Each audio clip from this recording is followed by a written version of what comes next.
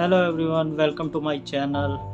आज हम इस वीडियो में डेंगू की बात करेंगे। आपने बहुत सुना होगा कि प्लेटलेट्स कम हो गए, किस तरीके से डेंगू में प्लेटलेट्स कम हो जाते हैं। तो सब कुछ जानेंगे डेंगू के बारे में कि इसे बाईफेजिंग फीवर भी कहा जाता है, कैसे इसे ब्रेक बोन फीवर या ब्रेक बैक फीवर कहा जाता है। सब कुछ इसके क्लिनिकल फीचर्स के बारे में, क्या इसमें इन्वेस्टिगेशन करवानी चाहिए, ये सब जानेंगे। किसके कारण से डेंगू होता है। तो अंत तक बिल्कुल जुड़े रहिए इस वीडियो के साथ और इसी तरीके से ज्ञान को बढ़ाते चलिए, क्योंकि अगर हम ज्ञान बढ़ाएंगे तभी तो लोगों को ठीक कर पाएंगे। तो बिल्कुल इस वीडियो के साथ जुड़े रहिए और मेरे चैनल को प्लीज़ शेयर करिए, सब्सक्राइब करिए और सभी वीडियोस को खूब लाइक दीजिए। Thank you very much. Dengue बुखार यह एक बाईफेजिंग फीवर है जिसमें त्वचा पर रैशेस, एडेनोपैथी, ल्यूकोपिनिया के साथ मायाल्जिया, मांसपेशियों में दर्द आदि लक्षण होते हैं। Causative organism dengue flavivirus family के सिंगल स्ट्रैंडेड आरएनए वायरस के कारण होता है।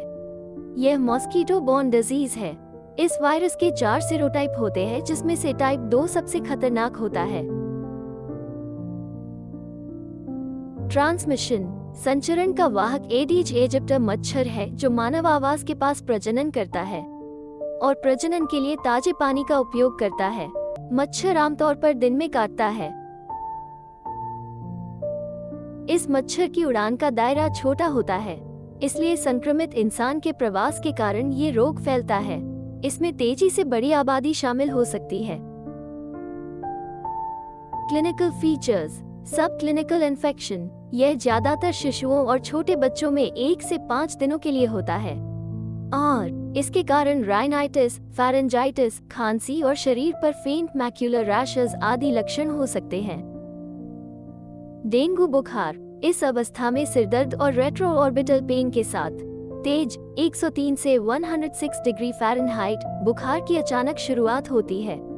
आंख पर दबाव डालने पर रेट्रोऑर्बिटल पेन बढ़ जाता है।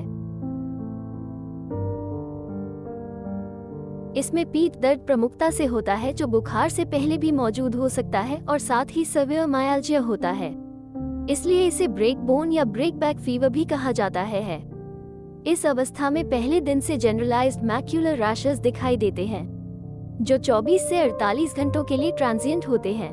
रोगी में जनरलाइज्ड लिम्फेडेनोपैथी, रेडनेस ऑफ आई और क्यूटेनियस हाइपरसेंसिटिविटी मौजूद हो सकती है। जीआई लक्षण जैसे एनोरेक्सिया, नौसिया और स्वाद की असामान्यताएं जैसे नमक के लिए अरुचि आदि लक्षण हो सकते हैं। यह अवधि लगभग 5 से 7 दिनों तक रहती है और फिर बुखार गायब हो जाता है। बुखार के डेफिवेसेंस के समय मार्क्ड क्यूटेनियस हाइपरसेंसिटिविटी होती है। इस अवस्था में चेहरे, धड़ और अंगों पर प्रोमिनेंट मैकुलोपापुलर चकत्ते देखे जा सकते हैं। ये चकत्ते 2 से 5 दिनों तक बने रहते हैं और इस अवधि के दौरान रोगी को फिर से हल्का बुखार हो सकता है।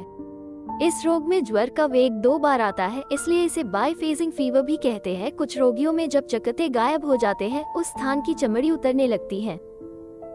इस चरण में कुछ रोगियों में स्कैटर्ड पीटेकियाई होते हैं और रोगी को मिनिमल ब्लीडिंग मैनिफेस्टेशंस होते हैं, जैसे एपिस्टेक्सिस, मसूड़ों से रक्तस्राव, अत्यधिक मासिक धर्म में रक्त का क्षय आदि। Lab investigations HB, TLC, DLC, platelet count TLC कम हो जाता है, न्यूट्रोफिल कम हो जाता है। प्लेटलेट्स की संख्या 1 लाख सेल्स पर मिलीलीटर से कम हो सकती है। डेंगू प्रतिजन NS1 गैर संरचनात्मक प्रोटीन का डेमोन्स्ट्रेशन। ये एंटीजन संक्रमण के पहले दिन से ही रक्त में मौजूद हो सकता है और एंटीजन एंटीबॉडी का प्रदर्शन हो सकता है, जो ज्यादातर IgM प्रकार का होता है।